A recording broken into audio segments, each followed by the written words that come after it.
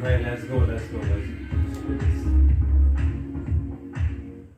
So, 2 games.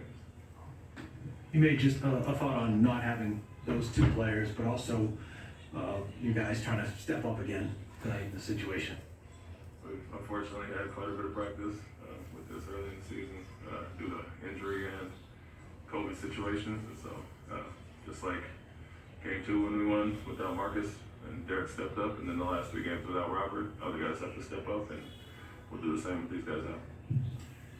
What's the process for Al to get back? Is it similar to early in the season? And what have you kind of seen Robert be able to do over the last week or so here to ramp up for a return tonight? Regarding Al, it is testing that has to be, a certain number have to be passed. Don't know if it's specific days, but a specific number of tests have to be passed. With Rob, he has looked better throughout the last week. Obviously, he was available for Game 7 on a needed basis, and we were comfortable with what we had, so we didn't go there. But Rob's looked better every day and was able to play in Game 7, so he'll be back with no. What is his story? First of all, his grind that him working his way up. In Miami, where the Celtics have an 8-point halftime lead here in Game 1 of the Eastern Conference Finals. Jason Tatum picking up right where he left off in the previous series. 21 points, 5 rebounds, 4 assists. Jalen Rose and Stephen A. Smith. Stephen A. Celtics shorthanded, but played a good first half. Okay, listen, the bottom line is that Jason Tatum is that dude.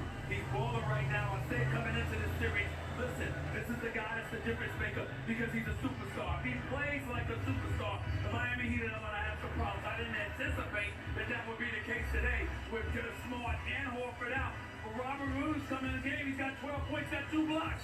And Jason Tatum is at 9 of 14 shots. They can't seem to stop him. They better figure this out or they're going to lose. I agree, Stephen A. What about this historic run that he's on? He's doing it against KD and Kyrie, did it against Giannis, now he's doing it against the Miami Heat and Jimmy Butler. But the Heat aren't playing with force. I know for a fact that's what Eric Spoelstra telling them right now. They give up 62 points, and Jason Tatum has been terrific. But they still give too many easy drives to the paint. They're still getting it out of transition way too easy early in the shot clock. The Miami Heat must show up their defense at last. Where's Bam Adebayo? He always hustles playing defense, but they need his offense. That's got to be crucial. I tell you something that I noticed too. Usually when you're a stout defensive team, Jalen, what happens is when somebody gives you a taste of your own medicine, it throws you off. So Miami is used to being that bully on a block. Defensive tenacity, collectively speaking. They come right at you, and all of a sudden, you're going up against a team that does that better than you do. And now that's a problem, and they're going to have to figure it out. Celtics up 62-54 here at halftime. Tyler Hero leading the way for the Heat with 15. Where do they need to go for their offense? Well, Tyler Hero was a game changer because they were 0 for 7, and then they went 10 for 11. But they're going to need more offense from different people. And Bam Adebayo has to be that player for the Miami Heat. Jimmy Butler, where else did they go? No, that's where you go. You don't have but so many options, Greeny. Bam Adebayo's got to step up. You're the big man for the Miami Heat. You can ball. You're not a scrub. You're mobile. You're athletic. You know how to crash the boards. You can play defense. Be a factor. Be a presence. Don't leave everything on Jimmy Butler and Tyler Hero. Bam Adebayo's a start on this team for a reason. Handle your business. And they don't have Al Horford, who was magnificent in the previous series. You got to take advantage of that interior matchup. You expect the Heat are the rested team. They had a lot of time off after beating Philly. The Celtics, the quick turnaround. Will that show itself for the second half? I don't think so because the Celtics came off a 7-game series where they're lathered up and excited about the moment. The Celtics look really good. They're going to be tough to beat. Good. Celtics an 8-point lead at the half here in Miami. Jaylen Brown, a big part of the action here. It's Jalen and Jason Tatum, and the Celtics with the advantage. We're back in just a moment. It's Game 1 of the Eastern Conference. And welcome inside FTX Arena, where the players are starting to loosen up. The fans are slowly starting to file in. We're about 90 minutes from tip with the NBA's draft lottery on the way. We've got the next 60 to get you ready for Game 1 between the Celtics and the Heat tonight here in Miami. I'm Mike Greenberg, Stephen A. Smith, Jalen Rose, the power forward of our team, Michael Wilbon, as always with us as well. And our opening tip tonight, the Celtics are short-handed, late breaking news, and it isn't good. Let's start with Marcus Smart. This is not a huge surprise. Suffered the foot injury in Game 7 against Milwaukee on Sunday. He has been listed as out for tonight. They're hopeful they'll have him back by Thursday. In the meantime, this is a surprise. Al Horford, announced about an hour ago, is in the league's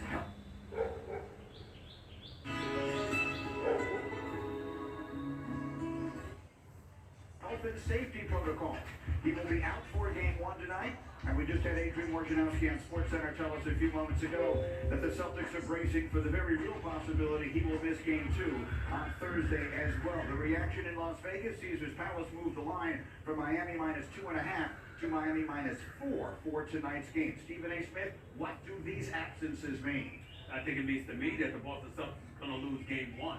That's where I'm going with it. You're down 2 starters. Al Horford, remember what he did on the road in Milwaukee and how he preserved that series for the Boston Celtics? We see that Marcus Smart is the rated defensive player of the year. We know what he brings to the table. I understand Peyton Pritchard has been solid. I understand that Grant Williams has had a big-time game where he dropped 27 points and hit 7 threes. But damn it, they ain't Marcus Smart and Al Horford. And they certainly weren't playing against a Miami Heat team that's ranked top 4 defensively. You got a guy like Jimmy Butler averaging 27. You got Struss on the court with them who can hit perimeter shots. And oh, by the way, they're exponentially better defensively when he's on the court than when he's on the bench.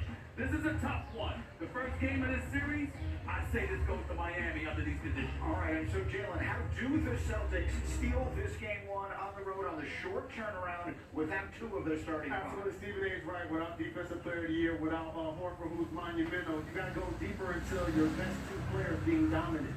So Jason Tatum and Jaylen Brown, unlike Game 7, have to score more than 42.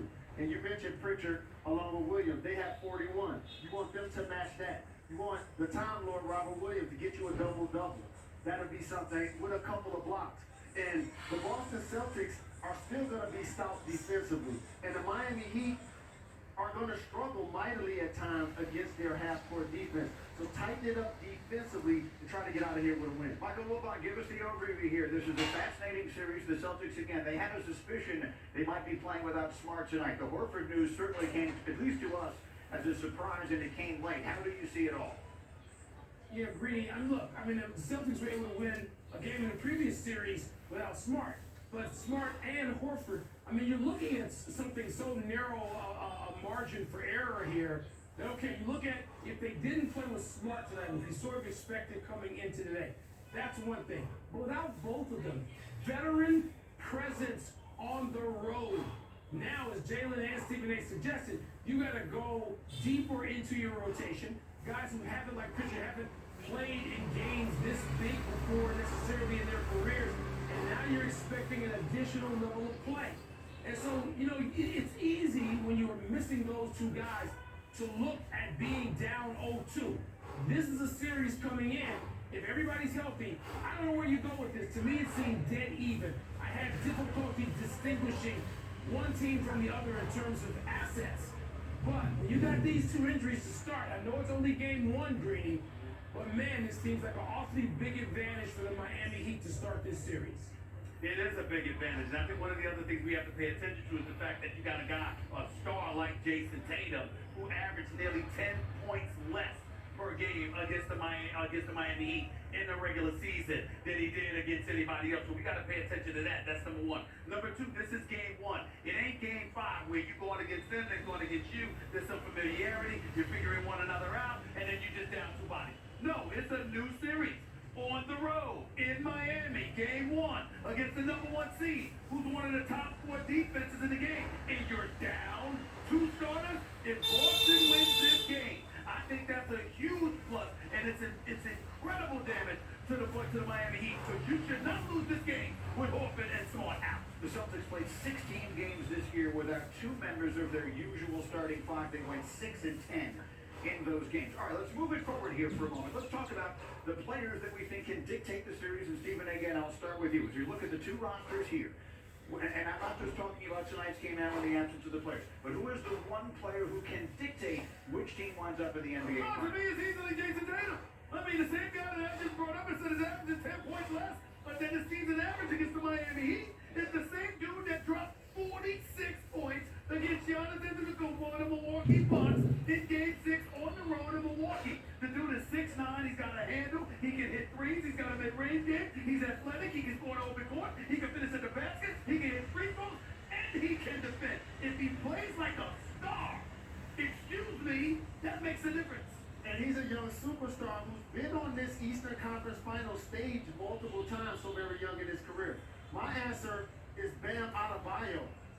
In the previous series without Joel Embiid, he averaged 24 points. When Embiid came back, he only averaged 13.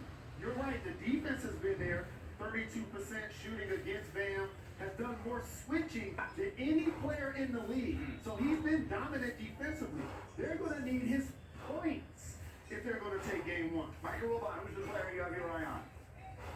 I'm not gonna argue against either one of those guys, but I'm sorry. There's a guy named Jimmy Butler in this series. And here's the credential I'm gonna mention. This is gonna be real short and sweet, Greeny. Jimmy Butler in his career has a record against LeBron James, head-to-head, the greatest player of this generation at the very least, of 21-21. Yes, Jimmy Butler has gone toe-to-toe and has a 500 record against LeBron James. And that's in different circumstances. It's not like Jimmy Butler was always, sort of the third wheel in some big three-man super team. He just benefited from being on somebody's coattails. Jimmy Butler was leading that effort, particularly in Chicago and Minnesota and even Philly and now Miami. He's the guy who's led a team to the finals. He's the guy who can dictate still, particularly in important games, in clutch time. He's not considered the superstar maybe of the other three, of the other two mentioned already, but Jimmy Butler I'll ride with any night. Ladies and gentlemen, I want you to pay attention to the Godfather himself, Mike Wilbon, and his slick self out there with the Coyotes trying to get by, trying to throw one past us. Nobody's questioning the greatness of Jimmy Butler. He is great, and he's a rough rider. He's a stud. He doesn't shrink through the moments. The brighter the light gets, he responds. We understand that. But passivity kicks in. Jimmy Butler's big on playing the right way. He's big on being differential at times and then taking over in key moments. Well, sometimes that has helped the Miami Heat and Jimmy Butler. Sometimes it has hurt him. And so in this series, when you got Jaylen Brown and Jason Tatum, you got to be ultra aggressive. We ain't talking about ability. We ain't talking about numbers. We ain't talking about resume. Because we know Jimmy Butler has all of that. But are you willing to be the guy that says, give me the damn ball from start to finish and work around me? These teams back in the playoffs just 2 seasons ago. It's actually less than 2 calendar years ago. It feels like a forever ago. It was in the bubble. There should be a very different set of circumstances.